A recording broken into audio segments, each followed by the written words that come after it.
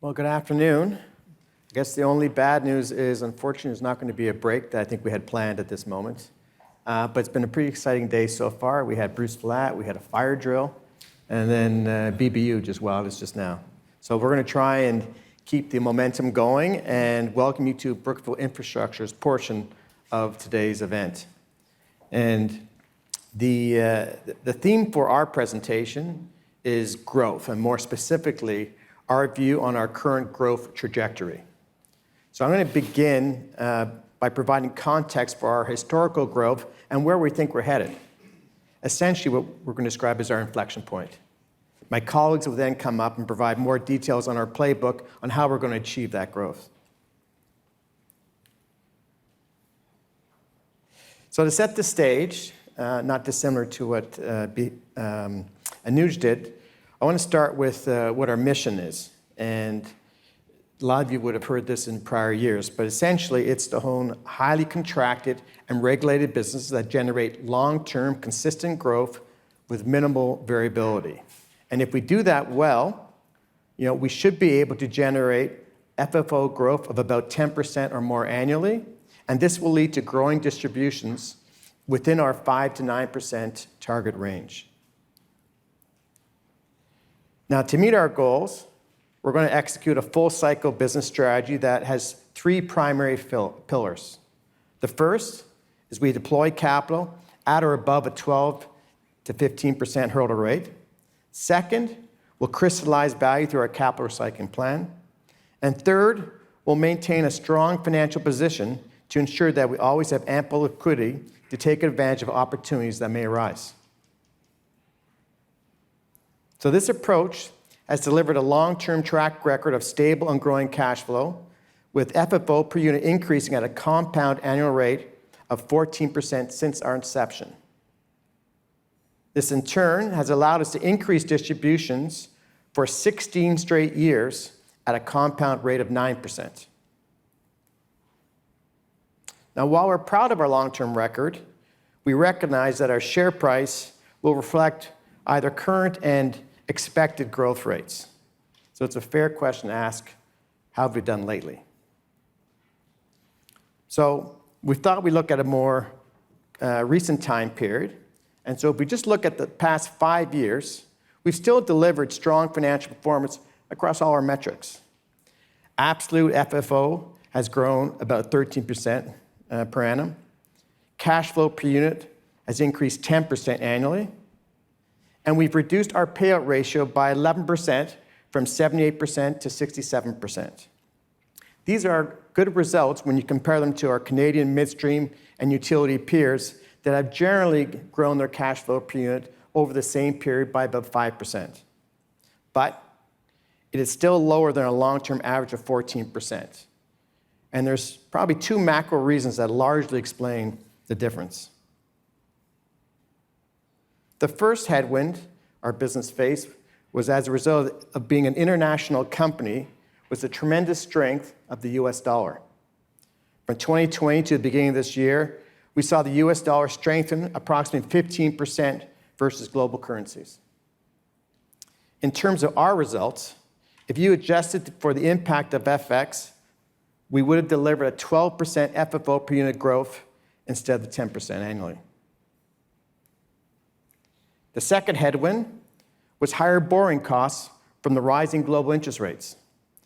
As everyone knows, the world transitioned from a decade of low interest rates into a higher rate environment at a very rapid pace. The federal funds increased by 500 basis points from the trough to the peak, and similarly, the US 10-year Treasury rose by a magnitude of about 400 basis points. If you adjusted our results for the impact of higher interest rates, our FFO per unit would have increased by 2 to 3%, with some offsetting benefit, obviously, from higher inflation in our revenues. Now, longer term, we are better off having had the benefit of higher inflation, as that will continue to compound in our results over the long run. But in the short run, we were negatively impacted. Okay, so you're asking, why am I telling you all this? Well, first, the macro environment has changed, and our business is better than ever. Today, we are at an inflection point that we think we'll see substantially higher growth rates in our business than we've achieved in the last 5 years. So let's start with how the business has evolved. In the last 5 years, the embedded organic growth in our business, which is reflected in our capital backlog, has grown 4x. This is important because our organic growth is our highest returning investments that we can make in the business. In a similar vein, the number of high-growth platform businesses that we own has more than doubled. And lastly, our asset rotation program is also 5 times bigger, allowing us to self-fund our growth, which is our lowest cost source of capital to fund new investments. The strength of the business and the strategy execution has also been showcased during 2025. We've made significant investments in growth, already exceeding our annual goal, deploying $2.1 billion. $700 million of that has been deployed into organic growth projects, and $1.4 billion has been deployed into 4 new investments at returns we believe will exceed our target returns of 12 to 15%. We have also been successful this year in recycling capital to self-fund our growth. We've already secured $2.8 billion of sale proceeds, and that's an annual record for BIP. This includes 8 transactions that involved either full or partial exits. And altogether, these asset sales have results where we've achieved a 20% IRR and a 4 times multiple of capital. These are terrific results and a testament to our ability to crystallize value. Now, in terms of the macro environment, several factors are trending in a positive direction from our perspective. First, in most parts of the world, interest rates are stable or decreasing, a positive for our portfolio. Now, one recent example of the benefit of lower rates is a 5-year BIP bond that we did just this week, where we issued at a coupon of 3.7%. Just 2 years ago, in 2023, we issued a similar bond that was over 200 basis points higher than that. These are rates that we saw back 5 to 7 years ago when the rates were much lower. Another favorable trend has been the softening of the US dollar. For the first time in many years, FX rates may no longer be a headwind for us, and in fact, if this trend continues, it may become a tailwind. And then lastly, as we've been saying for a few years, we are in a massive investment cycle across all our segments. We've been calling this an infrastructure super cycle. Now, you've probably heard lots of big numbers, but it's estimated that the world needs probably $100 trillion in investment going up to 2040 in order to meet the new and updated infrastructure requirements across the world. And that probably is underestimated, given that AI estimates are only growing from year to year to year. So let's just bring this all together. BIP delivered strong FFO growth of 10% annually over the past 5 years, in spite of interest rate and FX headwinds. We believe that with FX and interest rates normalizing, along with the strategic enhancements that we've made to the business, this will result in BIP returning to annual growth rates for the next 5 years, approaching where we have those long-term rates of about 14%. Higher growth rates ultimately will enable us to increase dividends at the higher end of our 5 to 9% range, and we'll do that without increasing our payout ratio. So the content for the remainder of our presentation today will be on our execution playbook, and this is how we're going to deliver higher FFO growth. Now, first up is Leif Williams, the Managing Director in our AI infrastructure business, and he'll come up and preview AI infrastructure and explain why we believe this new investment category will be a massive opportunity for BIP. After Leif, Scott Peak, President of our infrastructure business, will come up and walk you through our deployment this year and how we expect to outperform our return targets. And then lastly, David Krant, our CFO, will discuss the evolution of our capital recycling program and how it creates value and growth for the company. And with that, I'll ask Leif to come up.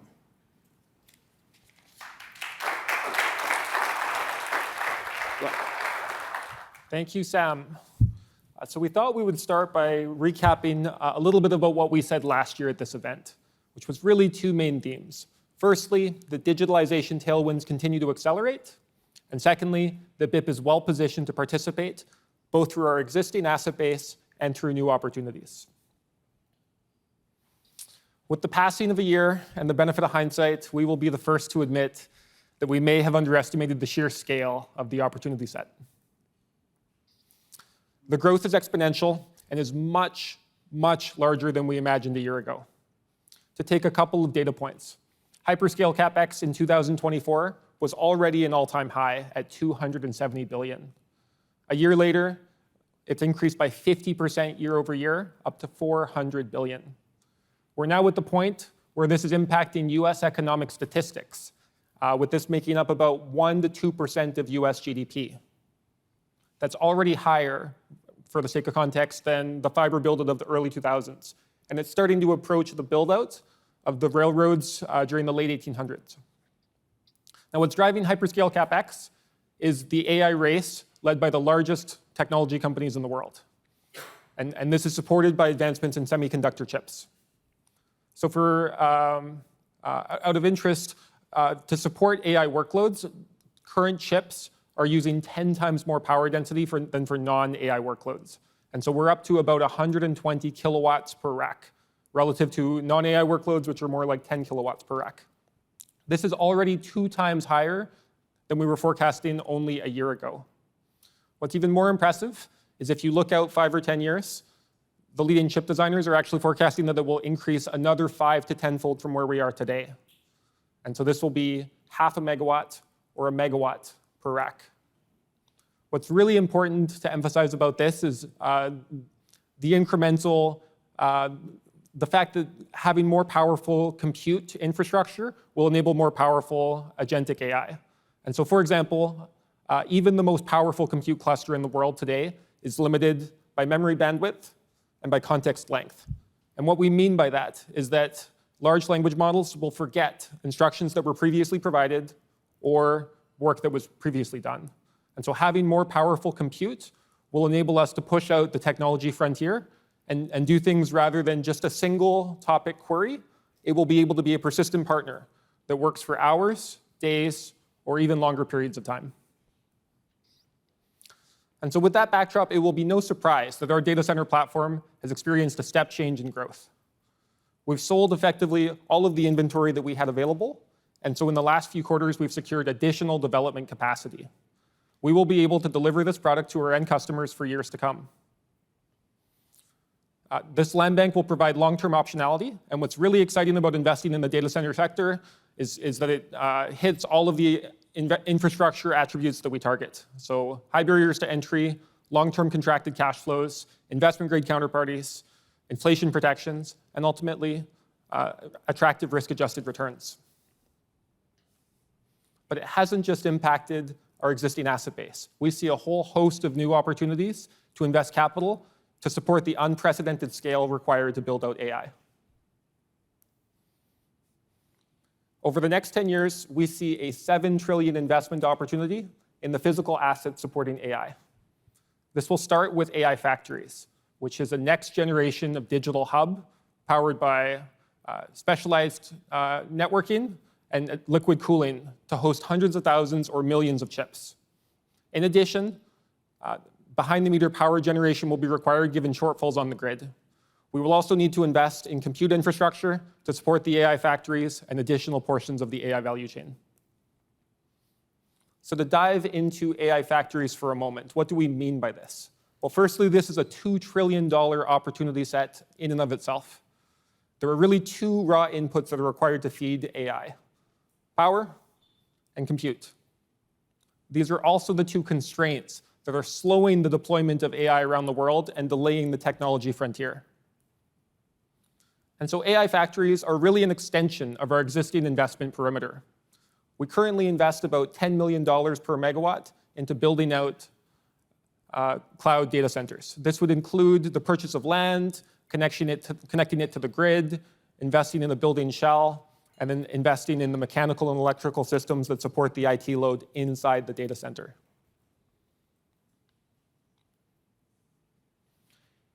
AI factories are all the same things, but even more. We would also need to invest an incremental 30 million per megawatt of IT load, so up to a total of 4 times what we invest into a cloud data center. The largest part of this incremental investment is into the chips outright. Now, traditionally, chips have been funded by the data center customers, and so it's been on corporate balance sheets. But even the largest and best funded corporate balance sheets are unable to address the physical and immense capital needs going into this space. So again, to provide context, ChatGPT-4 was trained using 25,000 GPUs over a period of 100 days. A modern AI factory will host 1 million GPUs, and these are more powerful GPUs than the prior vintage of chips. And so the scale here is enormous, and technology companies are looking for partners like Brookfield who have experience owning and operating these assets and have access to capital to deploy into the space. So we wanted to spend a few minutes talking about some of the AI factories that we are developing. There are 7 AI factories that we are pursuing in 5 countries. And really one thing that's very exciting about the current AI market is that the universe of customers has expanded. And so traditionally, there were maybe a handful of hyperscale customers who could be the tenant for a data center. Today, we see native AI companies, a wave of enterprise companies, and perhaps most interestingly is sovereign governments themselves are looking to be off-takers for this infrastructure. Governments around the world are looking at AI, realizing that firstly, for data sovereignty reasons, as well as data security reasons, and then perhaps most interestingly, the transformative economic potential that AI offers, and realizing that AI should be at the top of their agenda. And as a result, they would like to support the build-up of the infrastructure in their region. So the 7 AI factories will in total comprise 6 gigawatts of compute, 3 million GPUs, and 200 billion of total capital deployment. Now, we realize that these are staggering numbers, and so to contextualize, the 200 billion would occur over time. We have selected these sites to be future-proof, where they can be expanded to meet our customer needs over decades to come. In addition, it includes both debt and equity, and in each of these regions, we are partnering with technology companies, and so ultimately the equity would be shared between ourselves and our partners. The other thing to note is in terms of the GPU deployment and the leases that we have with our customers, this will follow exactly the same infrastructure model that we have with the broader data center. And so these are take-or-pay contracts with investment-grade counterparties and no technology risk. And so to sum it all up, the AI infrastructure supercycle is here. This is a multi-generational investment opportunity. Just as the electric grid build-out took decades, but this was required to build out a modern world, AI infrastructure will also take many, many years, and this will be required to build out an intelligent world. Brookfield is a partner of choice for large technology companies and for governments around the world. We are excited to be investing in this space at returns that exceed our targets and expect BIP to deploy 500 million annually to make this future a reality. And so with that, we'll go next to Scott Peak, the president of our infrastructure business.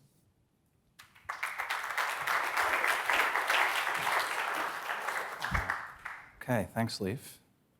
Well, hopefully you're concluding that it has been a very productive 2025 for Brookfield Infrastructure across all of our business. This year we made excellent investments, we've advanced asset management priorities, and team activity levels remain very high. Therefore, we thought it's timely to share an update with you on our recent deployment activity and our deployment outlook for the business. Let's set the stage. 3 key messages. The first is that the infrastructure supercycle continues to serve as a deployment tailwind for our business, enabling us to be very selective. The second is we have a proven track record of executing marquee transactions opportunistically across cycles. And third, our active asset management approach generates a return premium incremental to our initial underwriting.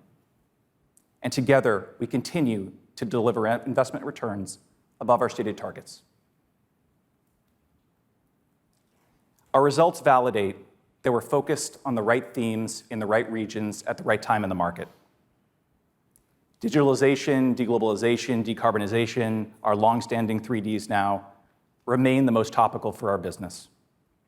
Each of these Ds continues to require an enormous amount of capital, creating a deployment tailwind, expanding our opportunity set, enabling us to patiently select only the best investments in front of us, and together translating to return outperformance. We follow the large-scale capital needs along the economic backbone of the regions where we invest. 10 years ago, our global investment activity was focused on ports, toll roads, gas and electricity transmission, and towers. Then the opportunity set evolved, primarily due to three reasons.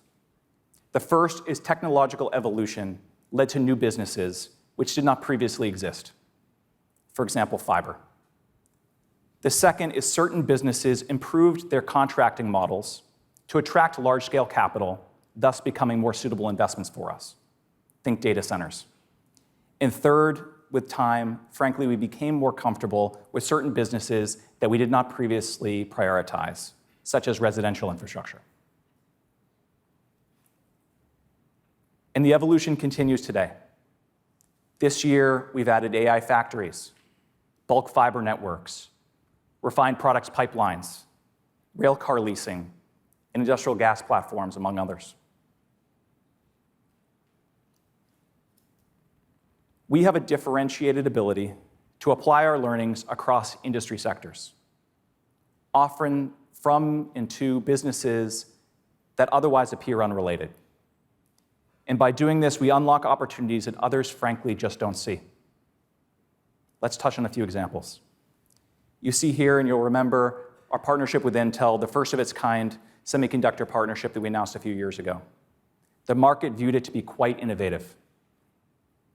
But the component parts of the transaction were simply adapted from our prior investments. We took the contracting framework from our hyperscale data centers. We took the project finance framework for investments like our LNG tolling facilities. And we took the governance and risk allocation from various large-scale corporate partnerships that we've done.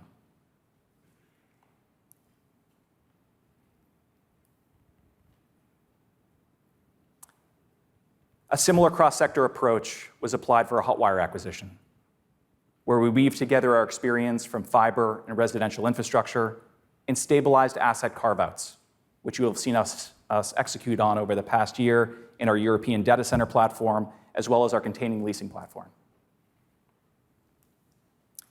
And cross-sector learnings were also applied this year to our rail car leasing partnership and our investment in Colonial.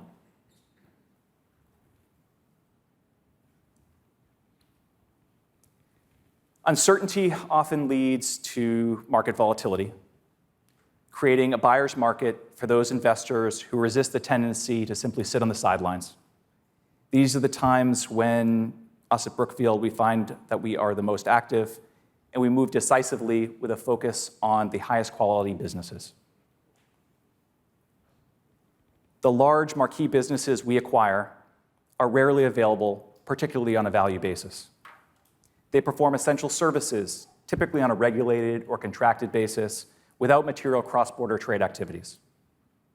The investments we make in uncertain market periods typically outperform. During the pandemic, we acquired several excellent businesses at deep value. During the macro rate shock environment, while most paused for consensus on the trajectory for rates, we quickly acquired great businesses with limited to no competition. And earlier this year, during the trade disputes, we acquired marquee businesses which are already exceeding our expectations. And while our teams are busy during the uncertain times, there's no vacations at Brookfield, they're also busy in the interim periods, characterized by elevated market sentiment when the sidelines clear. These are the periods where we opportunistically recycle capital from our mature businesses. Our transactions this year covered our sectors and our typical deal structures.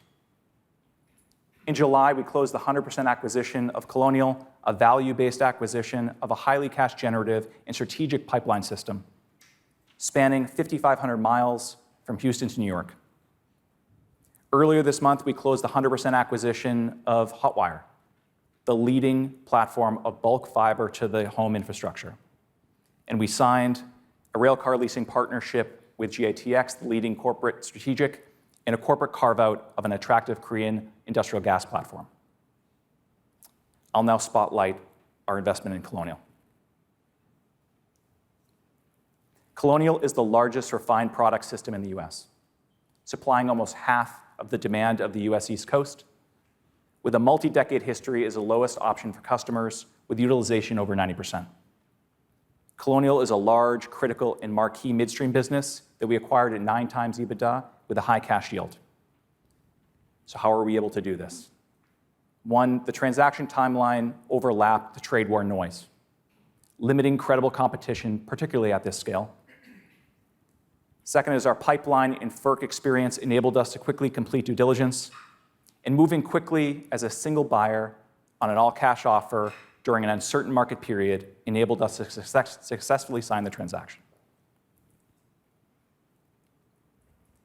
4 years ago at this Investor Day, I shared a case study on our take private of Inter Pipeline, and I outlined our self-imposed midstream rules for our investments that we do in the space. I suspect some of you may have been in the audience then. And like Inter Pipeline, Colonial is a critical midstream business which checks all of our boxes. It's highly cash generative with a quick payback. It's FERC regulated with inflation-linked tariffs, an investment-grade capital structure, and we underwrote it conservatively with long-term declining utilization and a finite life.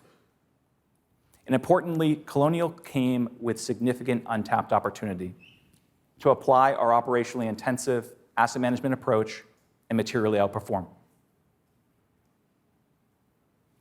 Our business plan for Colonial is focused on bridging from our downside protected target return to our outperformance return by focusing on 3 main priorities. The first is to align incentives and accountabilities, where we eliminate bureaucracy and inefficient work streams. The second is to enhance margins, where we look to find win-win arrangements with stakeholders. We look to drive operational excellence while we ensure that safety and reliability remains paramount. And third, to prepare the business for a future opportunistic exit with optionality for diverse products. Now onto Hotwire. Hotwire is the leading US provider of bulk fiber broadband infrastructure to home and condo owner associations. Long-term take-or-pay contracts, a self-funding model, and an efficient in-place capital structure. We are the natural owners of Hotwire because we bring our experience in residential real estate, our home builder relationships, and our complementary residential infrastructure platforms. We have deep fiber and securitized asset financing expertise, and an ability to incorporate the learnings from seemingly dissimilar businesses. Hotwire had been in operation for 25 years as a single business. Given our prior stabilized asset experience, we quickly recognized Hotwire would be optimized as 2 businesses. Business number 1, a development growth platform, including a proven development engine, 2,000 employees, and 200 home builder relationships. Business number 2, a stabilized portfolio of contracted fiber assets. Long-term contracts, high cash yield, high renewal visibility. We split Hotwire concurrently with signing the transaction and exited the majority of the stabilized business. We partnered with lower cost of capital, consistent with the low-risk nature of the stabilized business. And together, this unlocked value not historically recognized and not shared with the sellers. So with that structural change behind us, what's next for Hotwire? 3-step outperformance plan. 1, continue to sell down stabilized assets and recycle capital. 2, expand partnerships with large home builders and developers. And 3, leverage the Brookfield ecosystem so that we can enhance Hotwire's customer service offering. And if we do this, Hotwire is well placed to serve as another innovative and outperforming platform for us. So in conclusion, our business is ideally positioned. We have a robust and attractive opportunity set in front of us, and we have a differentiated ability to both originate and add value. And taken together, we expect to continue to achieve returns above our stated targets. Thank you. We remain excited for what's next for Brookfield Infrastructure, and I'll now hand the stage over to our CFO, David Krant. Thanks.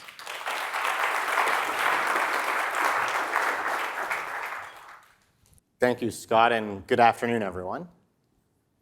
Now, last year, we identified a $5 to $6 billion target for our capital recycling program. Just 9 months in, we have delivered $3 billion of capital recycling proceeds, and we've done that while crystallizing excellent returns. So today, I'm going to focus on how we measure success of that program and how this year's sales alone could unlock up to $6 billion of value for our shareholders in the years to come, much of it behind the scenes and outside of our key performance metrics. Our capital recycling program has scaled with the growth of our business. It is now a key differentiator that will fuel the next phase of our growth that you've heard today. Let's take a look at what we've achieved so far this year. We've sold $2.8 billion worth of businesses. We've done this across 8 exits. They spanned 6 different countries, one from at least each of our segments, and truly demonstrate the broad-based global demand for high-quality infrastructure businesses like ours. Now, in addition, we've done it in a variety of ways. Looking at our toolkit, which won't surprise anyone, we have leveraged a variety of techniques to maximize value for our shareholders. As you heard, we've used stabilized asset pools for the first time this year, identifying it in our European data centers and within Triton.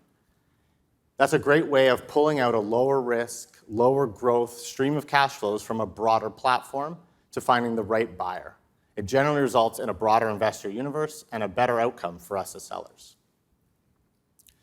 Now, I'm going to focus the next little while on the 3 key ways in which recycling capital in our business creates value for us. First, it reduces the reliance on public markets to fund our future growth. Second, it creates a significant amount of value that we build and compound during our investment period. And finally, it is an accretive source of perpetual capital that we can use to redeploy and grow faster. We'll go through each of these in succession, starting with our funding sources. We've broken up the last 15 years into 3 distinct 5-year intervals. As you've seen our investment pace ramp up, so has our capital recycling. In fact, in the last 5 years, we have funded over 85% of our new investments with asset recycling. In fact, if I shorten that period to just the last 3 to 4 years, 100% of all of our new investments were funded with capital recycling proceeds. That's right, every single dollar we deployed into new investments was funded internally. Now, the second pillar of our value, of the value creation we have here is that it crystallizes the value that we have compounded over our investment period. Now, investing at 12 to 15% targets like we do is good, but what's better is if we're able to compound those returns over longer periods of time, or we're able to unlock more value and earn a higher return.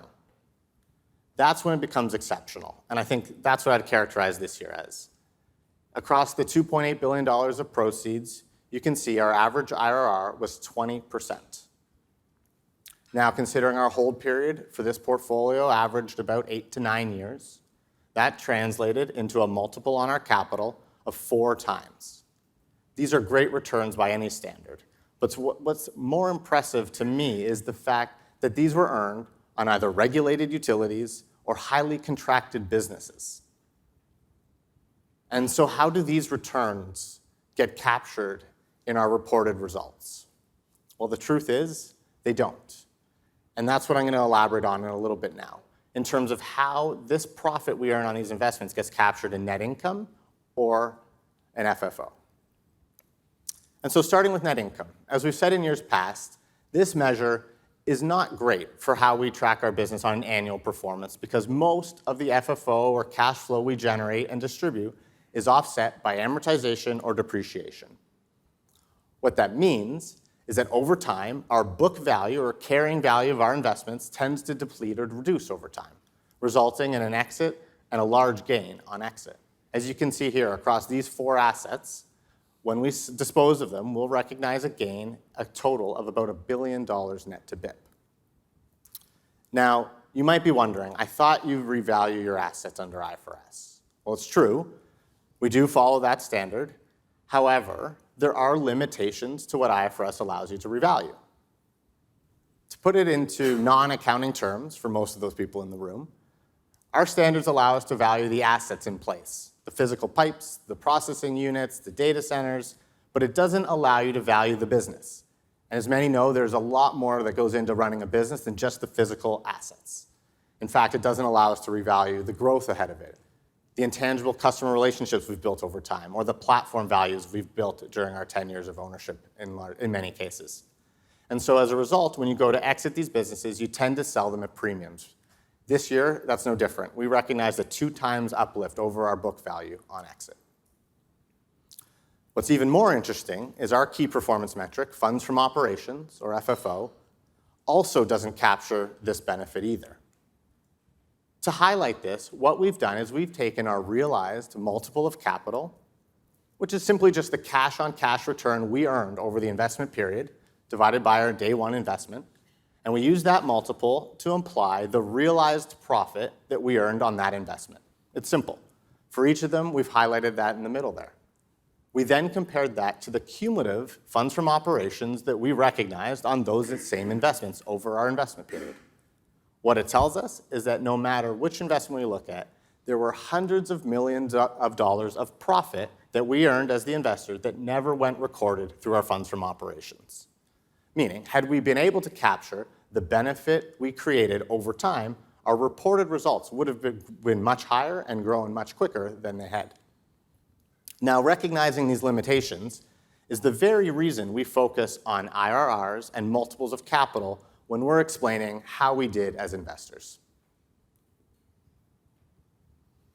Now, the third and final value creator, and probably the most important here today that I want to highlight, is how we can create significant value when we take the proceeds from our asset sales and redeploy them into higher returning investments.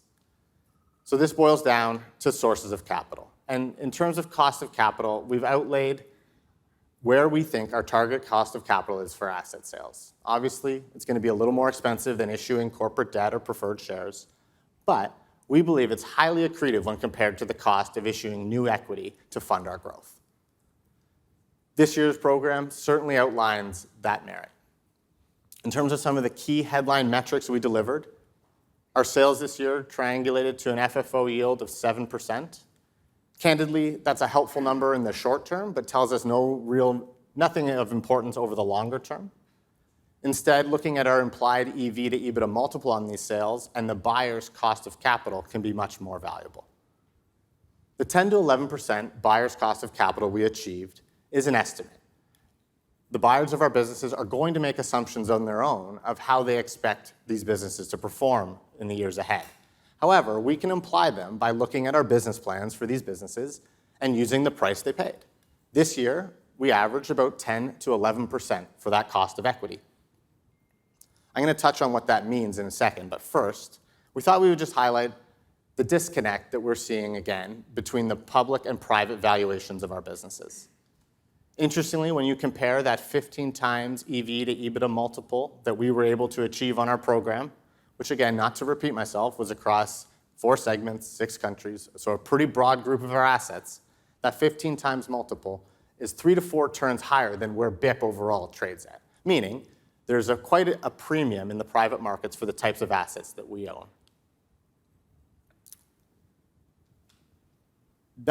Pivoting back to that 10 to 11% cost of capital, what does that tell us? Well, it's a really important metric in how we decide or determine how much value we think we can create in the years ahead.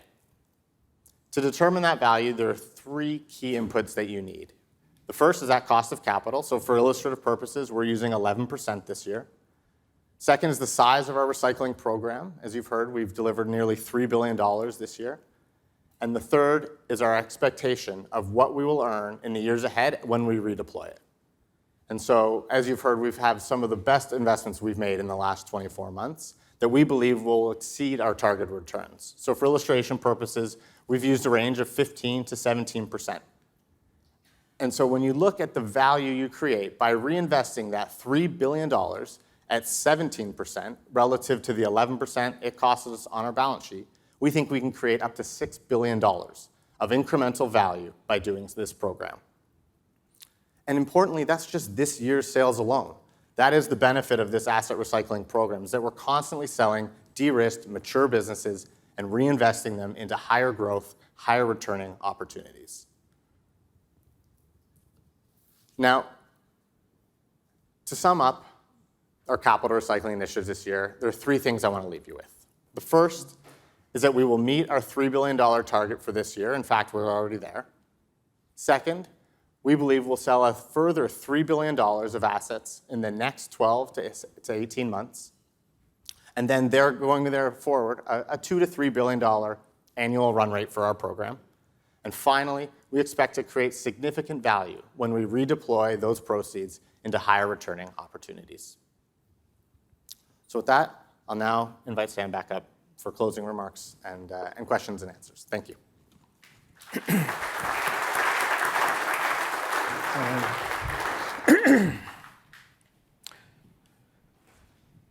Well, thank you for listening to our presentation, and I'd like to leave you with a few thoughts before we start Q&A. We coined a phrase that BIP was a growtility a couple of years ago, and we believe that's not only the case, but that we're an even better one today. As we think about the next 5 years, what we've talked about is the fact that we're in a moment in time when we have all the macro trends going in our favor, including the huge investment opportunity related to AI infrastructure.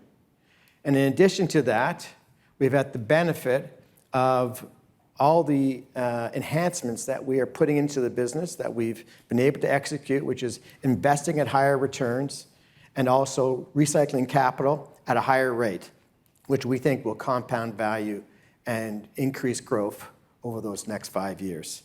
And if we do that, that's going to lead to higher FFO growth, which ultimately leads to higher dividend increases.